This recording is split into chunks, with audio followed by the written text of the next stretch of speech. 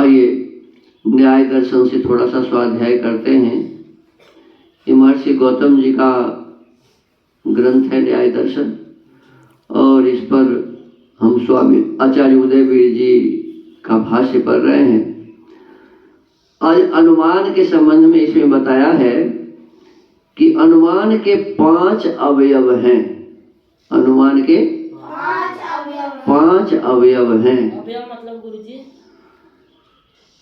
अवयव जैसे हाथ का अवयव अंगुली है, हाथ का अवयव भाग, हाथ का ही तो भाग है ना। तो कहते हैं पूरा प्रदेशो वह निमान सामने जगह आग वाली है। क्या कहा? सामने जगह आग वाली है। यहाँ आग साध्य है। आग क्या है? साध्य है। आग जहाँ है प्रदेश वह अधिकरण है। आग जिस जगह पर रखा हुआ है उस जगह का नाम क्या हुआ? अधिकरण। उसका क्या नाम हुआ? अधिकरण। वो आग क्या हो गया? साध्य। आग क्या है? साध्य। कहते हैं साध्य के अधिकरण को, साध्य के अधिकरण को माने साध्य माने आग जहां पर है। हम कहेंगे ब्रह्मचारी यज्ञशाला में है। क्या कहेंगे? ब्रह्मचारी यज्ञशाला में है। तो ब्रह्मचारी क्या हो गया? साध्य। क्या हुआ? साध्य। जहां ब्रह्मचारी है वो जगह क्या हो गया? अधिकरण। क्या हो गया? अधिकरण। तो कहते हैं कि साध्य के अधिकरण को, साध्य के अधिकरण को, आग और आग जहां है उस स्थान को क्या कहते हैं? तार्किक भाषा में पक्ष कहा जाता है। तार्किक भाषा में तो जो अधिकरण है उसी का नाम क्या हो गया? पक्ष। माने साध्य के अधिकरण को तार्किक भाषा में क्या कहते हैं जी? पक्ष कहते हैं। पक्ष समझ रहे आप?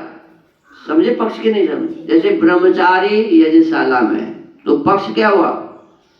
यज्ञशाला। पक्ष क्या हुआ? क्यों? कि ब्रह्मचारी जहां है तो ब्रह्मचारी का अधिकरण है यज्ञशाला।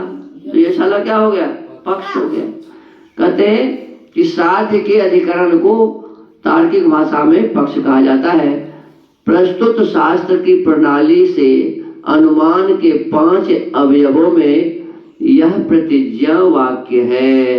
इस प्रकार के वाक्य को क्या कहेंगे? प्रतिज्ञा वाक्य।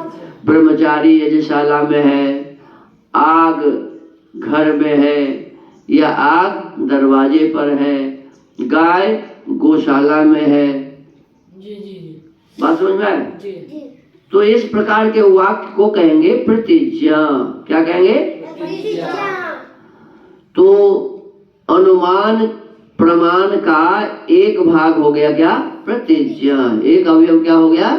प्रतिज्ञा। दूसरा अवयव है, कहते हैं धूमात, वहां धुआं दिखने से, यह हेतु वाक्य है। जहां धुआं होता है वहां आग अवश्य होती है। यह व्याप्ति का स्मरण है। अब देखो कहेंगे कि फलाने जगह पर आग है। क्या कहेंगे? फलाने जगह पर आग है। तो ये हो गया प्रतिज्ञा। ये क्या हो गया? प्रतिज्ञा। अब हम कैसे समझते हैं कि वहाँ आग है? तो वहां से धुआं निकल रहा है। क्या कहते? धूमात, धुआं दिखाई दे रहा है। क्या दिखाई दे रहा है? तो ये हो गया हेतु। ये क्या हुआ? हेतु। फलाने जगह आग है, ये हो गया प्रतिज्ञा। ये आग है ये कैसे पता चला? तो कहा धुआं के दिखाई देने से। क्यों? तो ये हो गया हेतु। ये क्या हो गया? हेतु। हेतु समझ गए कि नहीं? फलाने जगह आग है तो वो आग कैसे समझ में आया कि आग है? तो कहते धुआं के दिखाई देने से। तो धुआं के दिखाई देने से ये हो गया क्या? प्रतिज्ञा। नहीं, ये हो गया हेतु। क्या हो गया? हेतु।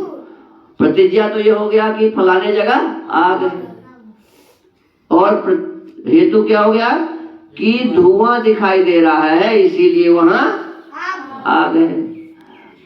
अब ये दूसरा अवयव हुआ, धुआं के दिखाई देने से ये दूसरा अवयव हो गया। फिर कहते हैं महानस्वत, और कहां पर? तो कहते हैं रसोई घर में। कहां धुआं दिखाई दे रहा है? रसोई घर में, चाहे यज्ञशाला में या हवन कुंड में। तो धुआं दिखाई दे रहा है कहां? तो कहते हैं महानस्वत, अर्थात रसोई घर में या यज्ञशाला में या हवन कुंड में। गांव घर में लोग दरवाजे पर घूड़ा करते हैं तो उसमें भी धुआं उठता रहता है। तो धुआं दिखाई दे रहा है, ये हो गया हेतु। और जहां दिखाई दे रहा है ना, तो ये हो गया दृष्टांत। क्या हो गया? दृष्टांत। कि पहले हमने देखा था कि अग्निहोत्र करते समय हवन कुंड से धुआं भी निकलता है, तो ये दृष्टांत हो गया। क्या हो गया? या हम जब भोजन बना रहे थे तो भोजन बनाते समय चूल्हा से भी धुआं देखा था। इसी प्रकार से जहां धुआं था तो अग्नि भी थी, तो इसी प्रकार से यहाँ हम धुआं देख रहे हैं तो जरूर अग्नि है। ये उदाहरण, ये क्या हो गया? दृष्टांत। दृष्टांत क्या हो गया? हाँ, यही उदाहरण। हाँ, फिर कहते हैं तथा चायम, वैसा ही यहाँ है जैसा हमने देखा था हवन कुंड में धुआं उठते हुए, जैसा हम देखे थे रसोई घर में अग्नि से धुआं उठते, ऐसे ही यहाँ भी दिखाई दे रहा है। इसका मतलब आग ही है। इसको कहते हैं उपनय। क्या कहते हैं? जैसा वहां देखा था वैसा ही यहाँ दिख रहा है, ये हो गया उपनय। उपनय मतलब गुरु जी क्या होगा? ये तो बताए अभी तो बताया ना कि जैसा वहां देखा था वहां वैसा यहाँ देखे, इसी का नाम है उपनय। जहां जैसा वहां देखा था वैसा ही यहाँ देख रहे हैं, इसी का नाम क्या है? उपनय। और फिर कहते हैं तस्मात्, तथा धुआं वाला होने से वह प्रदेश अवश्य आग वाला है। यह 5 अवयवों में निगमन कहता है। धुआं वाला होने से यह प्रदेश अवश्य निश्चय ही आग वाला है। हम अभी आग देख नहीं रहे, आग देख नहीं रहे, लेकिन इन 5 विषय वस्तु को ध्यान में रखकर एक प्रतिज्ञा हुआ, दूसरा हेतु हुआ, तीसरा दृष्टांत हुआ, चौथा उपनय हुआ और 5वां निगमन हुआ।